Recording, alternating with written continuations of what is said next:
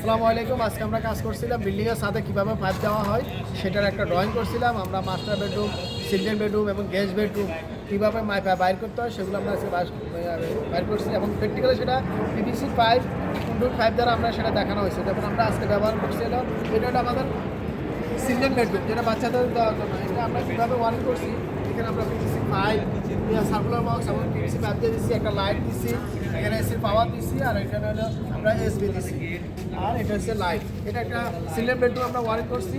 তারপরে এ পাশে করছি আমরা মাস্টার বেডরুম। এই মাস্টার বেডরুম, এটা হলো মাস্টার বেডরুম। এখানে আমরা এসি দিচ্ছি, মাঝখানে ফ্যানের পয়েন্ট করছি, এখানে লাইট করছি, আর এখানে একটা টয়লেট করছি, কমন টয়লেট করছি। আর প্রত্যেকটা রুমে আমরা আলাদা আলাদাভাবে কাজ করছি এবং প্রত্যেকটা এসবি এল এসবিতে থেকে এইচডি বক্স থেকে সবগুলো সুইচ বোর্ডে লাইন দেবো।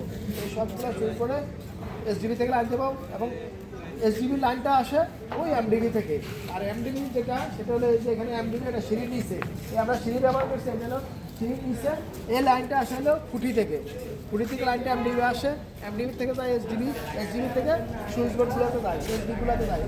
একটা অংশ করে আজকে দেখাইছি, ইচ্ছা হলে পুরোটা অংশ করা যায়। এটা একটা ফ্ল্যাট, একটা ফ্ল্যাটের তিনটা রুম থাকে মেন, একটা হলো মাস্টার বেডরুম, একটা হলো সিঙ্গেল বেডরুম, একটা হলো গেস্ট বেডরুম, এর সাথে থাকে হলো kitchen room, dining room, drawing room. আমরা সবগুলা রুমগুলো তৈরি করছি এবং মেজারমেন্ট করা চকবি। আপনারা এটা দেখতে পারেন, এটা ভিডিও করো, এবার পুরোটা করো।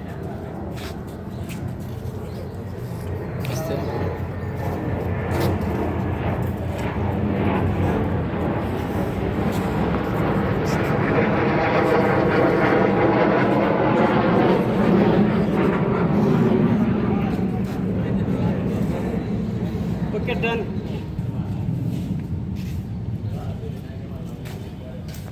বিল্ডিংয়ের সাথ ফুটবল খেলার একটা মাঠ থাকে, এটাকে আপনি বাইর করে দিতে কোনটা মাস্টার বেডরুম, কোনটা সিঙ্গেল বেডরুম।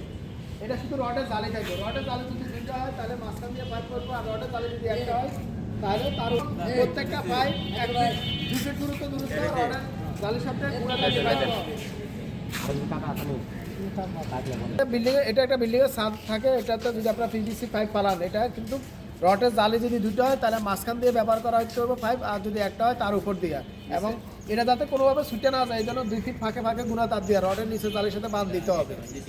এবং বিল্ডিংয়ের ছাদকে সেফটি রাখার জন্য, পাইপকে সেফটি রাখার জন্য এটাকে ব্যবহার করা হয় ব্লক ব্যবহার করতে হবে মাঝে মাঝে, যাতে করে পাইপ বাঁকাতারা না হয়।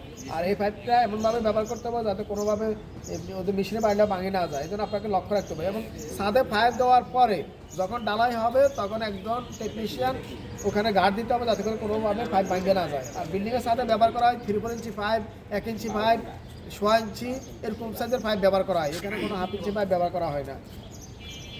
আর এই কাজগুলো করার সময় অবশ্যই আপনাকে টুলসগুলো ব্যবহার করতে হবে, চক, রং এবং ফেসকো ফ্রেম। আমরা হ্যান্ডেল করি, হ্যান্ডেল যাতে পাইপটাকে রডটাকে বাঁকা করা যায়। সবচেয়ে বড় জিনিস হলো আপনাকে মেজারমেন্ট করে বাইর করতে হবে যে কোথায় কোন ফ্যানটা কতটুকু গুরুত্ব। আমরা এই ফ্যানটা ব্যবহার করছি এমনভাবে যাতে করে এদিকে যতটুকু আছে এদিকে মাইফা ব্যবহার করছি একদম রুমের যেন মাছ বরাবর পড়ে। লাইটটা ব্যবহার করছি যেন রুমের মাছ বরাবর পড়া হয়। প্রত্যেকটা জিনিস আমরা ব্যবহার করছি, দেখেন।